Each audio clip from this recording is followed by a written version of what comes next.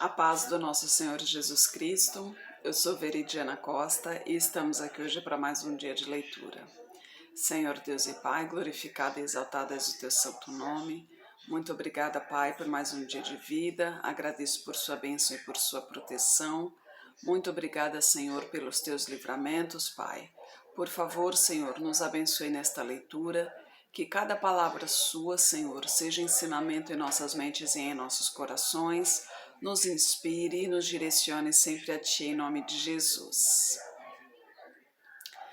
Hoje a gente vai começar o Evangelho segundo Marcos, né? Lembrando que alguns acontecimentos aqui serão muito parecidos com Mateus, né? Porque Marcos, Mateus e Lucas, né? Os três são muito parecidos. É só o ponto de vista de cada um que é diferente, mas o assunto vai ser praticamente o mesmo, né? Que é sobre Jesus Cristo quando esteve na Terra como ser humano ali, né? Quando ele veio em Terra, passou os ensinamentos sobre a crucificação, né?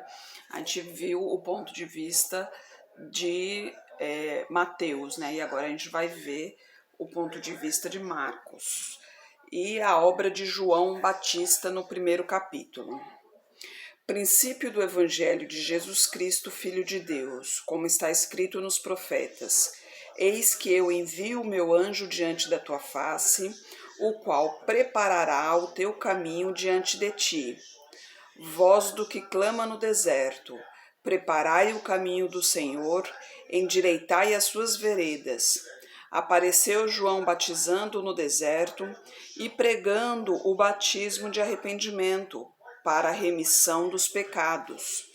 E toda a província da Judéia e os de Jerusalém iam ter com ele, e todos eram batizados por ele no Rio Jordão, confessando os seus pecados. E João andava vestido de pelos de camelo e com um cinto de couro em redor de seus lombos, e comia gafanhotos e mel silvestre. E pregava, dizendo: Após mim vem aquele que é mais forte do que eu, do qual não sou digno de, abaixando-me, desatar a correia das suas alparcas. Eu, em verdade, tenho-vos batizado com água. Ele, porém, vos batizará com o Espírito Santo. E aconteceu naqueles dias que Jesus, tendo ido a Nazaré da Galileia, foi batizado por João no Jordão. E logo que saiu da água, viu os céus abertos e o Espírito que, como pomba, descia sobre ele. E ouviu-se uma voz dos céus que dizia: Tu és o meu filho amado, em quem me comprazo. E logo o Espírito o impeliu para o deserto, e ali esteve no deserto 40 dias, tentado por Satanás. Vivia entre as feras, e os anjos o serviam. E depois que João foi entregue à prisão, veio Jesus para a Galiléia, pregando o evangelho do reino de Deus e dizendo: O tempo está cumprido e o reino de Deus está próximo. Arrependei-vos e crede no evangelho. E andando junto do mar da Galileia, viu Simão e André, seu irmão, que lançavam a rede ao mar, pois eram pescadores. E Jesus lhes disse: Vinde após mim, e eu lhe fareis que sejais pescadores de homens. E deixando logo as suas redes, o seguiram. E passando dali, um pouco mais adiante, viu Tiago, filho de Zebedeu, e João, seu irmão, que estavam no barco consertando as redes, e logo os chamou. E eles, deixando seu pai Zebedeu no barco com os jornaleiros, foram após ele. Entraram em Cafarnaum, e logo no sábado, indo ele à sinagoga, ali ensinava.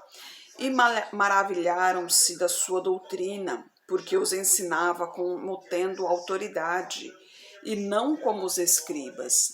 E estava na sinagoga deles um homem com um espírito imundo, o qual exclamou, dizendo: Ah, que temos contigo, Jesus Nazareno? Vieste destruir-nos? Bem sei que quem és, o Santo de Deus. E repreendeu-o Jesus, dizendo: Cala-te e sai dele. Então o espírito imundo, convulsionando-o e clamando com grande voz, saiu dele. E todos se admiraram a ponto de perguntarem entre si, dizendo: Que é isto? Que nova doutrina é esta? Pois com autoridade ordena aos espíritos imundos e eles lhes obedecem. E logo correu a sua fama por toda a província da Galileia.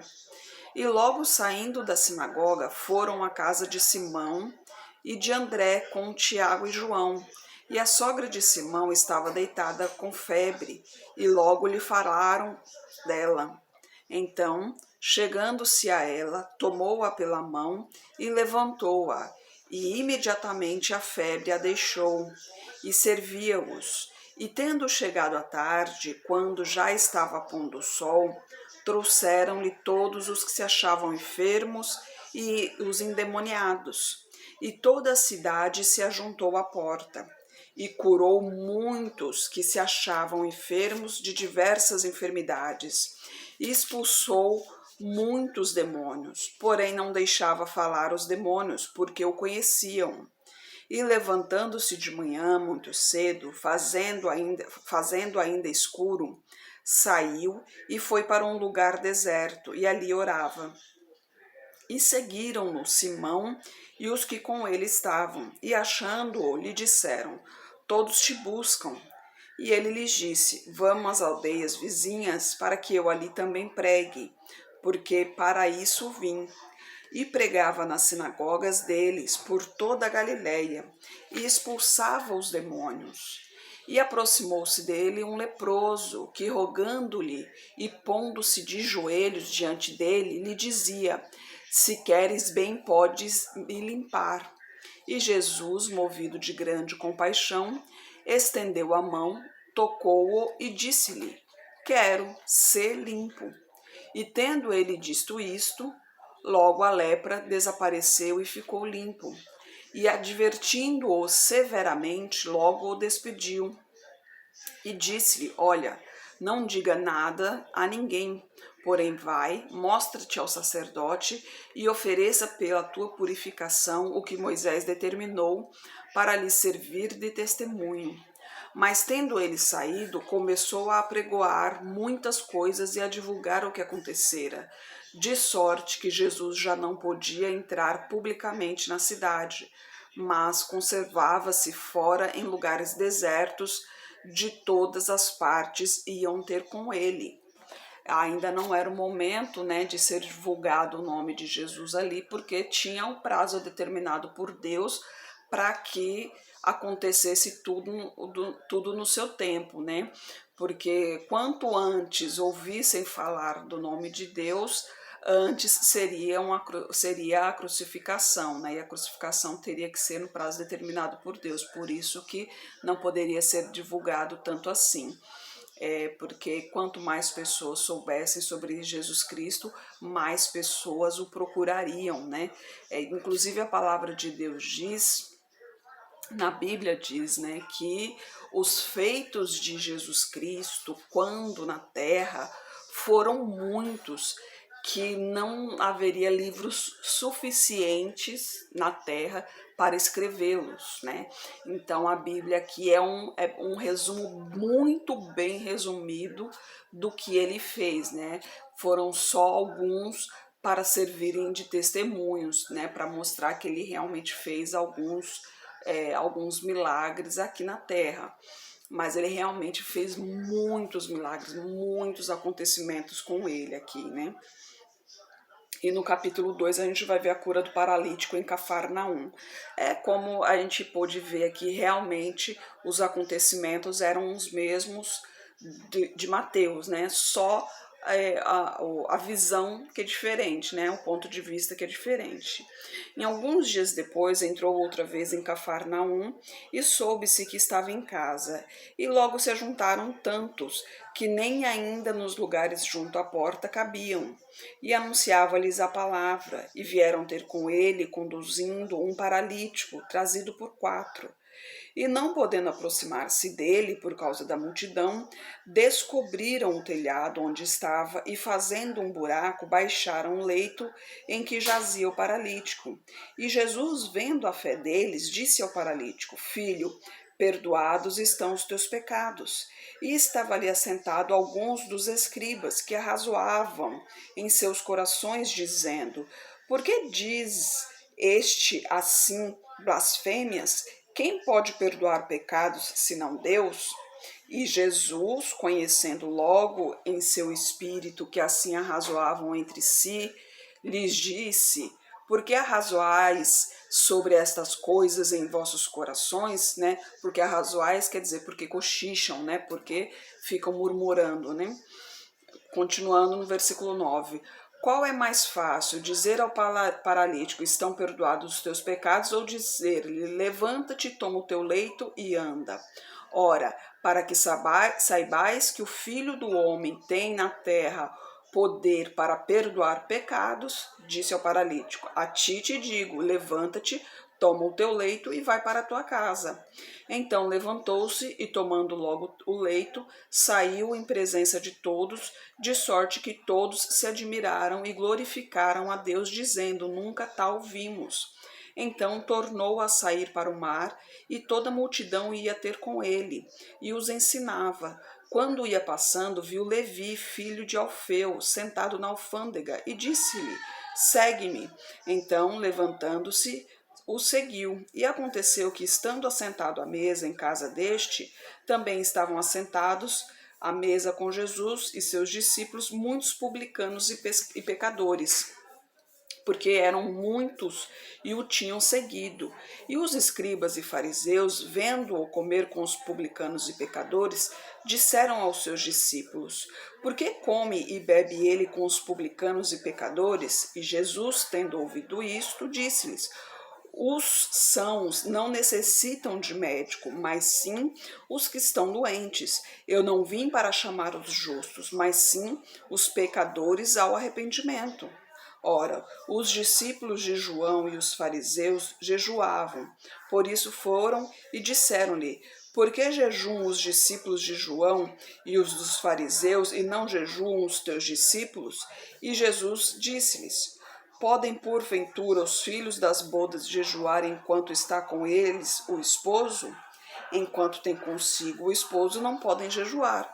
Mas dias virão em que lhes será tirado o esposo, e então jejuarão naqueles dias.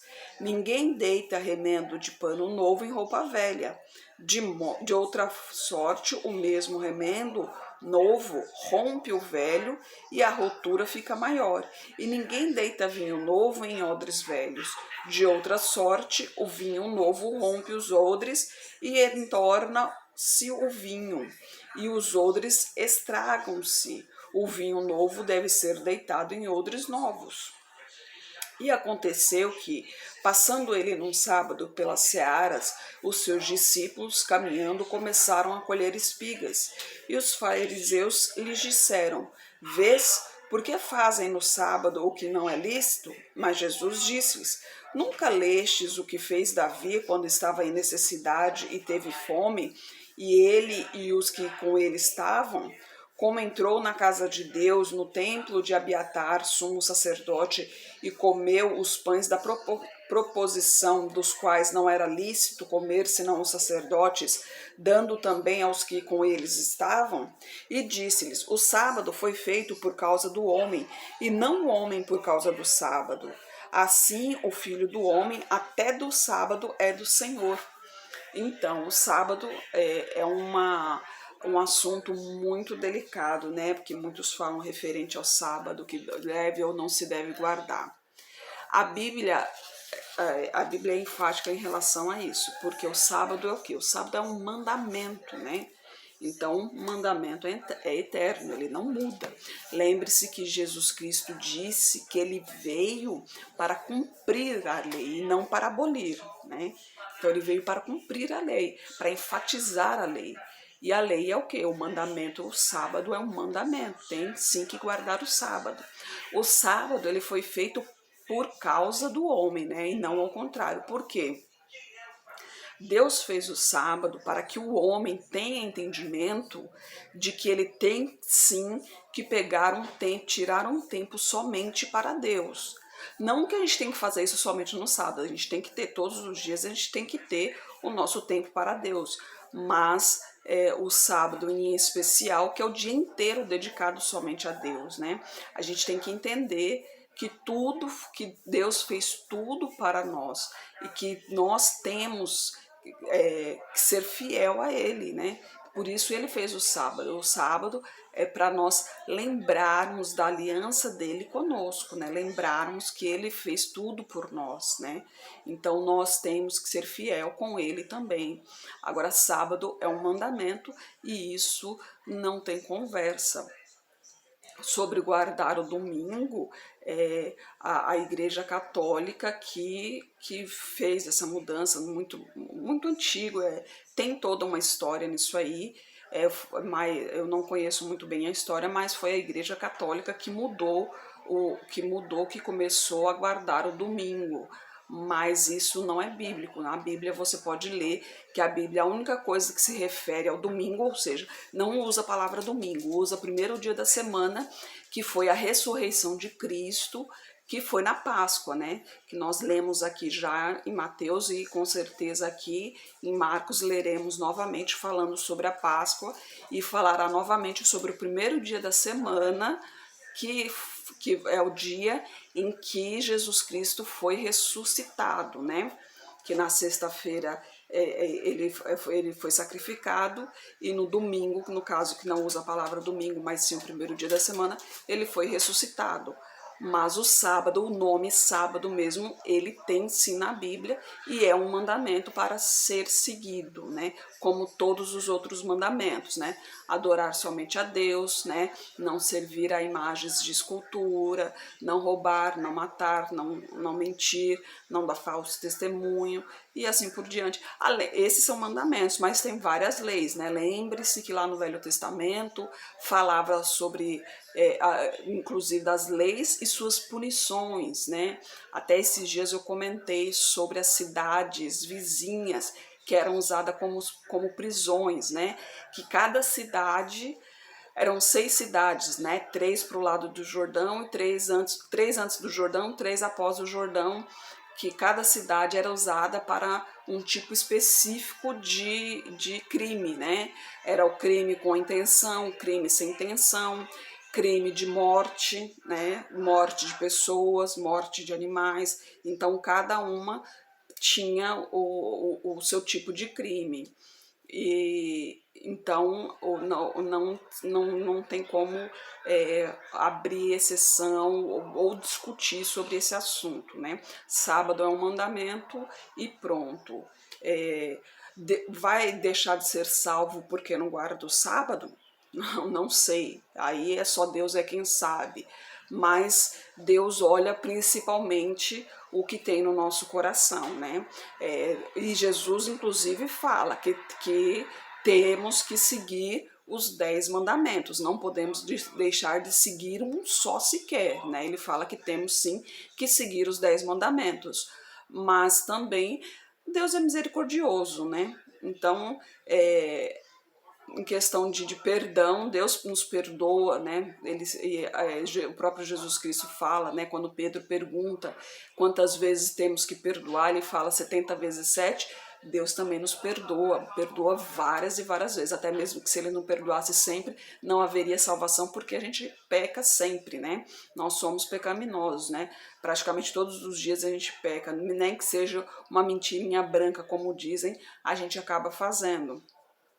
Então, dizer que não será salvo porque não guarda o sábado, aí também a gente já também não pode dizer isso, porque o salvamento quem dá o salvamento é Deus, né? É Deus quem vai julgar e Deus é quem vai dizer quem será salvo, quem não será salvo, né? Então, a gente tem que fazer a nossa parte, seguir ao máximo, fazer ao máximo e principalmente ter o coração limpo, ter o coração reto, né? Procurar ter um coração bondoso, procurar fazer sempre o seu melhor e procurar seguir sempre todos os mandamentos, né? Fazer o possível para todos os mandamentos, o possível, lembre-se disso, é o possível, porque o impossível quem faz é Deus, né? Nós fazemos o possível, fazer o possível para seguir todos os mandamentos, ter o coração puro, andar nos caminhos do Senhor, se tiver algo em seu coração que Deus abomina, né, que não faz parte das qualidades de Deus, né, tiver inveja, tiver mágoa, tiver rancor, algo do tipo, algum sentimento ruim, se desfaça desse sentimento, né, se purifique desse sentimento. Se você você sozinho, se você sozinha não consegue purificar o seu coração, não consegue se libertar desse sentimento ruim, peça ajuda a Deus para que Ele te purifique, para que Ele te liberte desse sentimento ruim, entendeu? Porque Deus, Ele esquadrinha o nosso coração, Ele vai lá no fundo do nosso coração para saber o que realmente está acontecendo dentro de nós. E isso é o que prevalece, né? Agora, quanto ao julgamento final, é só Ele que pode dizer, Ele é quem vai dar a última palavra, né? O que a gente pode fazer é fazer ao máximo para seguir os caminhos dele. Senhor Deus e Pai, glorificado e exaltado és o teu santo nome. Muito obrigada, Pai, por tuas palavras, por tuas mensagens, Senhor. Eu peço a Ti, Pai, que esteja com essa pessoa que está orando comigo, Pai.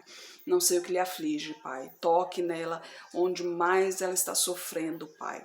Toque onde ela mais necessite, Senhor. Toque em sua saúde, toque em suas finanças, toque em seu emocional, Pai. Toque em seu coração, Senhor.